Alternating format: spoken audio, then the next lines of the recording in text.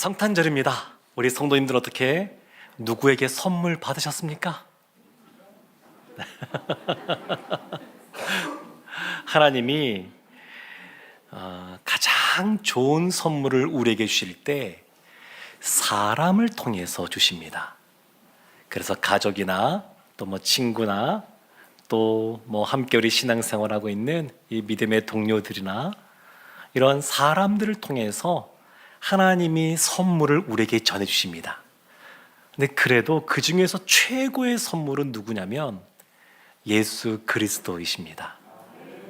하나님이 예수님을 우리에게 이렇게 선물해 주신 거예요. 참 은혜로 하나님이 우리에게 그 예수 그리스도를 보내주셨습니다. 그러면 그 예수님이 누구신가, 어떤 분이신가 라고 우리가 생각해 볼 수 있는데, 예수님이 제자들에게 마태복음에 보면 이렇게 질문합니다. 사람들이 인자를 누구라 하느냐? 그러니까 제자들이 말합니다. 사람들이 세례 요한이라고도 말하고, 그리고 엘리야 선지자 같은 이런 선지자라고도 말하고, 이런저런 말을 합니다. 그러니까 예수님이 또 묻습니다. 너희는 나를 누구라고 하느냐? 그때 수제자인 베드로가 아주 유명한 믿음의 고백을 합니다. 주는 그리스도시요 살아계신 하나님의 아들이십니다. 요한복음은 마태, 마가, 누가복음 이것을 같은 관점, 비슷한 관점에서 쓰여졌다 그래서 공간복음이라 그러는데, 그 공간복음과는 조금 차이가 있습니다.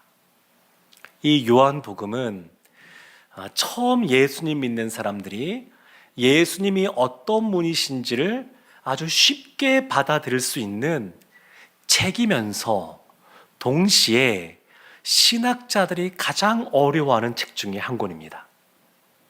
왜 그러냐면 마태복음이나 또 누가복음이나 보면 예수님의 탄생 기사가 나옵니다. 예수님이 어떻게 이 땅에 오셨고 또 어떤 사람들이 그 예수님을 축하했고 그런 내용들이 나옵니다. 근데 요한복음은 예수님의 탄생 이야기가 나오지 않습니다.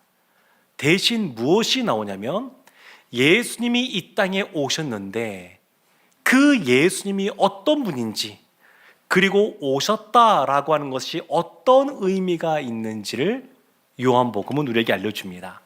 그래서 요한복음이 어려운 책이기도 합니다. 어떤 사건보다 그 사건의 의미들을 우리에게 설명해 주기 때문에 요한복음이 좀 어렵게 느껴질 수도 있습니다. 오늘은 성탄주의를 맞이하여서 이 땅에 오신 그 예수님이 어떤 분이신지 오늘 본문에 있는 요한복음 1장을 통해서 몇 가지를 살펴보려고 합니다. 요한복음 1장 1절에 이렇게 말씀을 시작합니다. 태초에 말씀이 계시니라. 하나님이 이 말씀이 하나님과 함께 계셨으니 이 말씀은 곧 하나님이시니라. 태초에 말씀에 계셨습니다. 영원 전부터 말씀이신 예수님이 하나님과 함께 계셨습니다. 그리고 창세기 우리가 1장을 보면 그 말씀이 세상을 창조합니다. 말씀입니다. 오늘 본문이 시작되는 요한복음 1장 14절 말씀 우리가 함께 합독하도록 하겠습니다. 말씀이 육신이 되어 우리 가운데 거하심에 우리가 그의 영광을 보니 아버지의 독생자의 영광이요 은혜와 진리가 충만하더라. 아멘. 말씀이 육신이 되었다는 겁니다. 하나님의 아들인 예수님께서 육신을 입었다는 겁니다. 오늘날 우리는 성육신이라는 말도 알고 있어서 이 말이 그렇게 낯설게 다가오지 않지만, 이 로마 시대 때 이 서신서가 써질 때 예수님이 이 땅에 오셨을 당시에는 이것은 가히 혁명과 같은 말입니다. 영지주의라고 그래서 사람의 영혼은 선하고 아름답고 좋은 것이고 육체는 지극히 천하고 낮은 것이다. 이런 생각들이 그 당시에 팽배해 있었습니다. 그런데 하나님의 아들이신 예수님께서 그 천하고 낮은 육체를 입고 오셨다? 이것은 그 당시 사람들로서는 이해하기가 어려운 말입니다. 그런데 그 예수님이 자신을 지극히 낮추시고 육신이 되어서 오셨습니다. 창세기 1장 보면 하나님이 말씀으로 빛을 창조하시는데 그 빛이 있는 것을 보면서 보기에 좋았더라, 그렇게 말씀하십니다. 그리고 마지막 6째 날 사람을 하나님의 형상과 모양으로 만드시고 그 6째 날에는 하나님이 보시기에 심히 좋았더라, 그렇게 말씀합니다. 그래서 우리의 육체가, 하나님의 형상으로 지음받은 우리 육체가 하나님 보시기에 좋았습니다. 선하게 보였습니다. 그래서 세상 사람들이 말하는 것처럼 이 육체가 정말 비천한 것이 아니라 하나님의 형상으로 지음받은 너무 좋은 것입니다. 그럼에도 불구하고 예수님이 육신을 입었다라고 하는 것은 지극히 자신을 낮춘 겁니다. 온 우주 만물을 말씀으로 창조하신 그 예수님께서 이 유한한 인간의 몸으로 오셨다고 하는 것은 지극히 자신을 낮춘 겁니다. 14절 그 앞부분에 이렇게 나오죠. 말씀이 육신이 되어 우리 가운데 거하심에, 거하신다 이렇게 나옵니다. 거한다라고 하는 원뜻은 텐트를 치다, 장막을 치다 이런 뜻입니다. 구약 성경에 성막과 많이 연결되어져 있습니다. 하나님이 모세를 통하여 광야에서 성막을 짓게 하십니다. 성막이 완성되자 하나님이 그 성막 가운데 임재하시는데, 임재하신다라고 하는 것을 눈에 보이게 상징적으로 보여주신 것이 뭐냐면 구름이 그 위에 있는 겁니다. 선거철 되면 다 그런 건 아니지만 몇몇 정치인들은 그 지역구에 시장도 다니고 사람들 많이 있는 곳에 다니고 그러면서 누구보다 그 지역을 사랑하는 사람으로 있게 됩니다.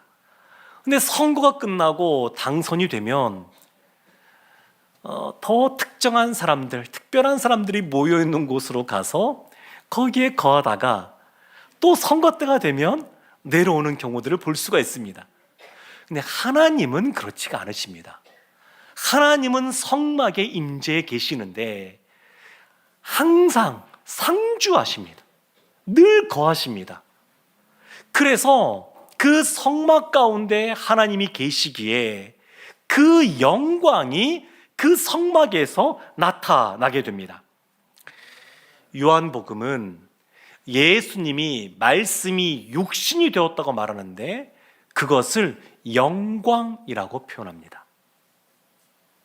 예수님이 자신을 낮추셨는데 그것을 영광이라고 말합니다.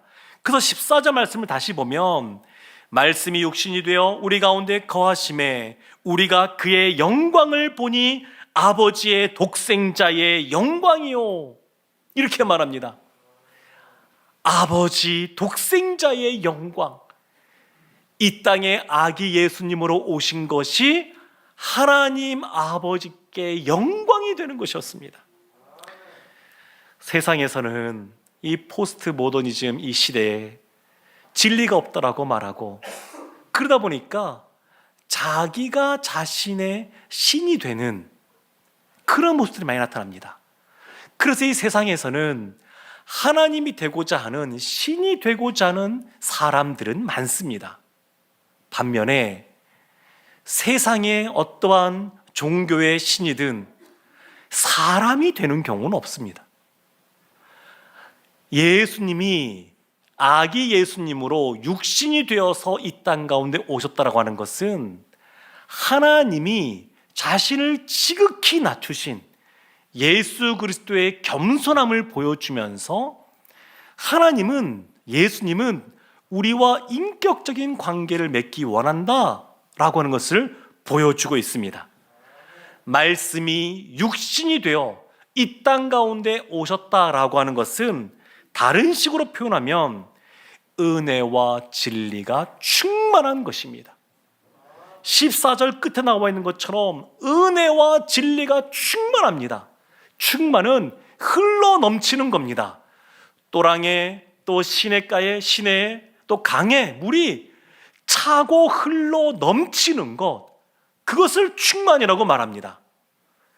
근데 은혜와 진리가 충만한 겁니다. 17절 말씀에 이렇게 말합니다. 율법은 모세로 말미암아 주어진 것이요 은혜와 진리는 예수 그리스도로 말미암아 온 것이라. 은혜와 진리, 값없이 조건 없이 우리에게 주어진 이 은혜, 그리고 이 세상에 변하지 않는 진리, 이것은 예수 그리스도로부터 오는 것입니다. 예수님의 또 다른 이름이 있는데 그 예수님의 또 다른 이름이 말씀, 빛, 그리고 은혜, 진리, 생명, 이런 것이 다 예수님의 또 다른 이름들입니다. 은혜와 진리가 예수님으로부터 말미암는 이유는 예수님이 은혜 그 자체이기 때문입니다. 예수님이 진리 그 자체이기 때문입니다. 그래서 예수님으로부터 은혜와 진리가 흘러 넘치는 겁니다. 16절에 이렇게 말합니다. 우리가 다 그의 충만한 데서 받으니 은혜 위에 은혜로라. 은혜 위에 은혜라고 하는 것은 우리가 예수님 믿을 때부터 은혜가 주어졌다라는 것이 아니라 우리가 예수님 믿기 이전 창세 전부터 하나님이 우리를 택하시고 예정하시고 하나님이 우리를 위하여 예수 그리스도를 십자가에 내어주시고 예수님이 부활하셨고 그리고 오늘날 우리가 예수님을 믿고 지금까지 오게 된 것, 이 모든 것을 말합니다. 은혜 위에 은혜라는 것은 이전부터 하나님이 우리 가운데 은혜를 베푸셨고 그 은혜를 우리가 더 큰 은혜와 함께 누리고 있다라는 것입니다. 말씀이신 예수님이 육신이 되셨다고 하는 것은 하나님께 영광이요 우리에게는 은혜와 진리로 충만히 임하는 모습입니다. 예수님의 또 다른 이름이 있습니다. 4절 말씀에 보면 이렇게 나옵니다. 그 안에 생명이 있었으니 이 생명은 사람들의 빛이라. 예수님이 생명이십니다. 생명이시기에 구원이십니다. 요한이 요한복음을 쓴 목적이 있는데, 기록한 목적이 있는데 그것이 요한복음 20장 31절에서 이렇게 말합니다. 오직 이것을 기록함은 너희로 예수께서 하나님의 아들 그리스도이심을 믿게 하려 하며 또 너희로 믿고 그 이름을 힘입어 생명을 얻게 하려 함이니라. 예수를 믿을 뿐만 아니라 생명을 얻게 하는 겁니다. 생명. 아담이 죄를 지은 이후에 모든 사람에게는 죽음이라고 하는 형벌이 찾아왔습니다. 하나님이 이 문제를 해결하시기 위하여 예수님이 오신 겁니다. 미국 디트로이트에 아주 유명한 그 일화가 하나 있는데, 오늘날처럼 아주 굉장히 추운 한 겨울날 자동차를 정비하는 정비사가 회사에 출근하려고 자기 차를 몰고 출발했습니다.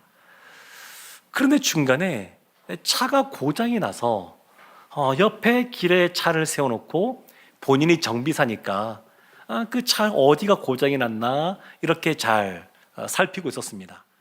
근데 잘 모르겠는 겁니다. 그때 한 신사가 다가와서 제가 한번 보겠습니다 이렇게 말을 했습니다. 그 정비사 마음속에 아마 이런 생각을 했겠죠. 내가 누구보다 자동차 정비라는 사람으로서 전문가인데 이 사람은 누군가, 아마 이런 생각했을 겁니다. 근데 놀라운 것은 그 사람이 몇 가지를 딱딱 만져보더니만 시동을 걸어보세요, 이렇게 말을 했는데 시동이 걸리는 겁니다. 그제서야 이 정비사가 물었습니다. 당신은 누구십니까? 그때 이 사람이 명함 하나를 딱 주고 오늘도 좋은 날 되십시오 이러고 그냥 가버렸습니다. 그 명함의 이름이 헨리 포드입니다. 포드 자동차를 만든 사람, 자동차의 왕이라고 불리는 사람, 현대 이 자동차 시스템처럼 양산할 수 있는 체계를 만들어서 자동차를 대중화시킨 사람. 그러니까 자동차를 만든 사람이 자동차를 제일 잘하는 겁니다.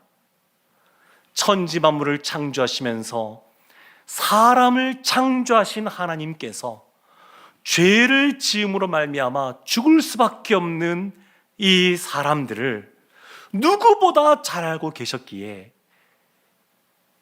아들이신 독생자이신 예수 그리스도를 보내주었습니다. 그래서 그 예수 그리스도를 믿는 사람은 생명을 얻고 구원을 얻게 하셨습니다. 근데 문제가 생겼습니다. 예수님이 이 땅 가운데 생명으로서 구원으로서 오셨는데 사람들이 어떻게 반응했는지를 보면 두 가지로 반응이 나눠지게 됩니다. 그것이 11절과 12절에 이렇게 나옵니다. 자기 땅에 오매 자기 백성이 영접하지 아니하였으나 영접하는 자 곧 그 이름을 믿는 자들에게는 하나님의 자녀가 되는 권세를 주셨으니, 예수님을 영접하지 않는 사람이 있습니다. 또 한 부류는 예수님을 영접하는 사람이 있습니다. 예수님이 이 땅에 오셔서 십자가를 지셨다고 하는 것, 역사적인 사실입니다. 역사적인 사실이라는 것이 중요한 이유는 하나님은 우리와 단순히 십자가의 의미, 그것만 통해서 교훈을 주시는 분이 아니시라, 그것이 역사적인 이유가 중요한 이유는 우리와 교제하기 위해서, 우리와 인격적인 만남을 하기 위해서 그 사실이 중요합니다.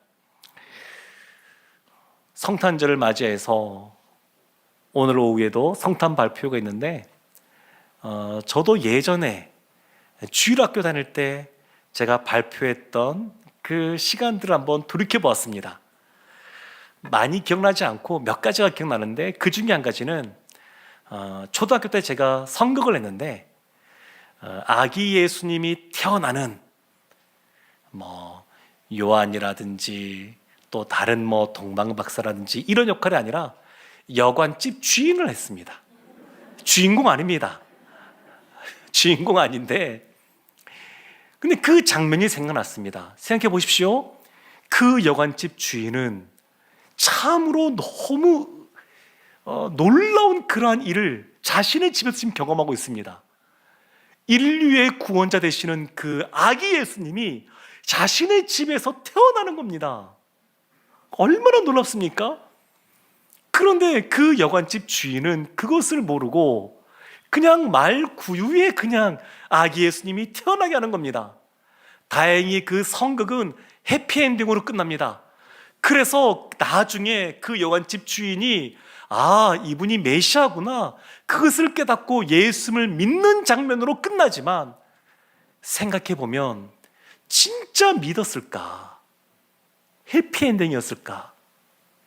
그 아기 예수님이 메시아인 것을 알았으면 자신의 안방이라도 내주지 않았을까? 예수님이 이 땅 가운데 있을 때에 예수님을 영접하지 않았던 로마의 황제, 그 가이사, 예수님이 태어났다는 얘기를 듣고 그 동네의 어린아이들을 다 죽여버렸던 헤롯 대왕, 예수님이 이 땅에 오셨는데 메시아가 오신다는 것을 누구보다 잘 알고 있는 그 당시의 제사장 바리새인들 다 영접하지 않았습니다. 멀리서 별을 관측하던 동방박사들, 그리고 그냥 밤늦게 그냥 남의 양떼를 돌보고 있었던 그런 목자들, 그리고 성전에서 늘 메시아 것을 기대했던 그런 시므온, 그리고 나이가 많은 과부였던 할머니 안나, 이런 사람들은 예수님을 영접했습니다. 사랑하는 성도 여러분, 그래서 예수님이 이 땅 가운데 오셨다라고 하는 이 사실을 우리가 들으면서 생각하면서 나는 예수님을 영접하는 사람인가? 그렇지 않은 사람인가? 늘 한번 돌이켜 보아야 됩니다. 오늘 말씀 마지막 18절에 이렇게 말합니다. 본래 하나님을 본 사람이 없으되 아버지의 품속에 있는 독생하신 하나님이 나타내셨느니라. 나타내셨다라고 하는 뜻은 해석했다, 설명했다라는 뜻입니다. 예수님이 말씀이 육신이 되었는데 이 요한복음을, 이 서신을 보게 되는 성도들은 육체를 가진 예수님을 더 이상 만날 수 없고, 오늘날 우리들도 육신을 입고 계신 예수님을 만날 수가 없습니다. 그러면 이 말이 뭐냐? 나타내셨다, 설명해 주셨다라고 하는 것은 예수님이 하신 말씀과 하신 사역을 통해서 하나님이 어떤 분이신지를 우리에게 설명해 주시고, 그리고 하나님께 나아가는 사람들은 예수 그리스도를 통하여 나아갈 수 있다는 것을 우리에게 알려주고 있습니다. 예수님은 은혜와 진리이십니다. 그래서 은혜와 진리를 경험하기 위해서는 예수님 앞에 나아와야 됩니다. 예수님만이 우리를 빛으로 인도하시는 분이시고, 예수님만이 우리를 생명과 구원의 길로 인도하시는 분이십니다. 사랑하는 성도 여러분, 구원은 예수님을 영접하고 예수님 안에 거할 때만이 누릴 수 있습니다. 하나님은 다른 종교와 다르게 하나님의 사람들과 교제하기를 원하십니다. 만나기를 원하십니다. 그런데 우리가 어떻게 하나님과 교제할 수 있느냐? 예수 그리스도를 통하여 교제할 수 있습니다. 바라기는 예수 그리스도, 우리의 빛이시고 우리의 생명 되시고 우리의 구원 되시는 그 예수님을 마음으로 영접하고 늘 은혜와 진리 가운데 삶을 살아가는 하나님의 자녀들 다 되시기를 주님의 이름으로 축원합니다.